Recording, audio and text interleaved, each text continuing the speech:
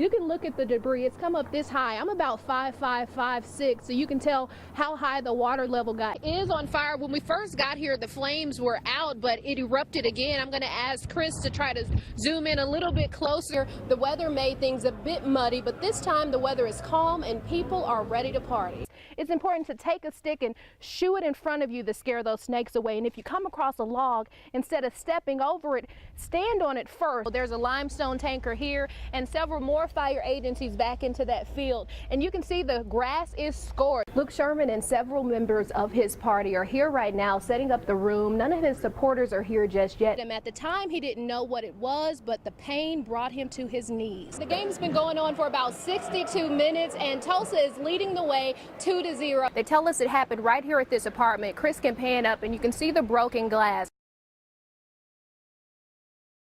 Trunk or treat! Hello! This 3-year-old Rapunzel is the only trick-or-treater walking through the Holiday Hills neighborhood this November. Trunk or treat! Trick or treat. Well, honey, the treat is all mine. Oh, what do you say? The other kids got their candy fix almost a month ago, but Rapunzel, also known as Molly, couldn't make it back then. Got the lollipop. You did get lollipops. 4 days after her October 16th birthday, she was admitted into St. Francis Children's Hospital. She was diagnosed with pneumonia 4 days after her actual 3rd birthday. So what turned into a 28-day stay in the hospital was originally only supposed to be about a week in the hospital, which turned into multiple surgeries, a few complications. When she was released from the hospital, her only concern was Halloween. A skeleton. A simple Facebook post was all it took to make it happen. The response was overwhelming. I mean, within about 15 minutes, there were 60 houses, 60 families that offered to let us come over and trick or treat. Molly's mom, Stephanie Strait, says during her hospital stay, Molly was stuck in bed and had little energy. That spunk she'd been missing is back. Just enough to make sure News on 6 photographer Chris McNamara keeps it moving. Come on. He's coming too.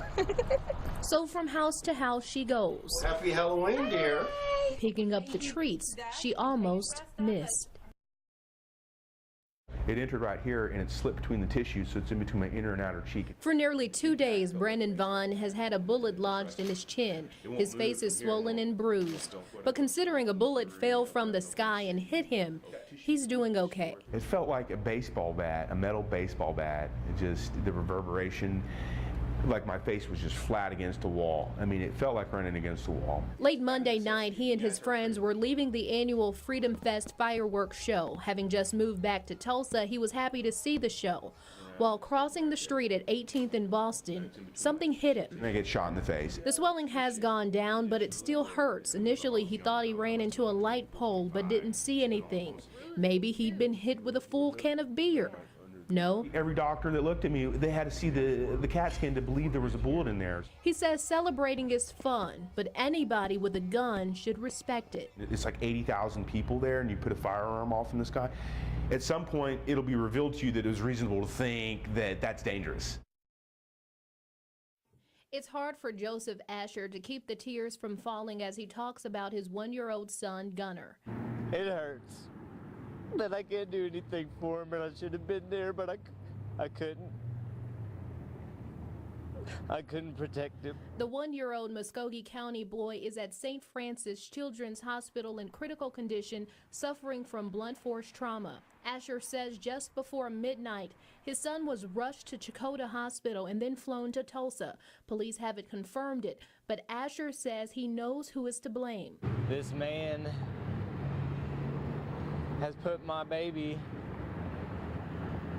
in a coma, and he might not wake up from it.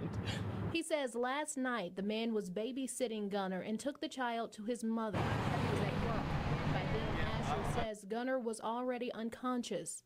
It can rattle the brain loose from the skull, and he said that it looked like my son has been dropped from a 2-story window. Asher says to keep the pressure off baby Gunner's brain, surgeons made a 3.5-inch cut on the top of the baby's head to relieve the pressure. Gunner's family says at this point, it's a miracle the baby is alive. All we can do is be strong for him, and hope he makes it.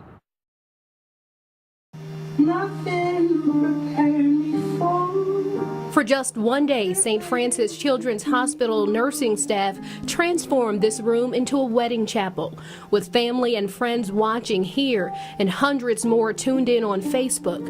18-year-old Abby and Swift Myers said, "I do." I was in shock still. I still am. Like, we'll look at each other and be like, we're married right now.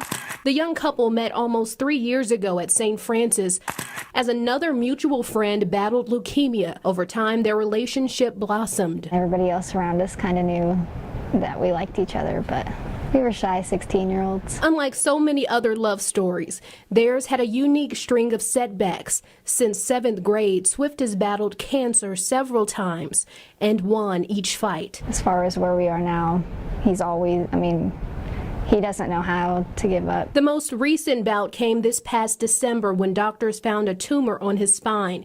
Radiation treatments have been tough. Abby says he plans to beat it again, but this time she'll be by his side. When he woke up, I asked what the first thing he was going to do was, and he said, "I'm going to marry you." Abby says it took her a while to believe the proposal, but knew it was real when he asked her dad for her hand in marriage.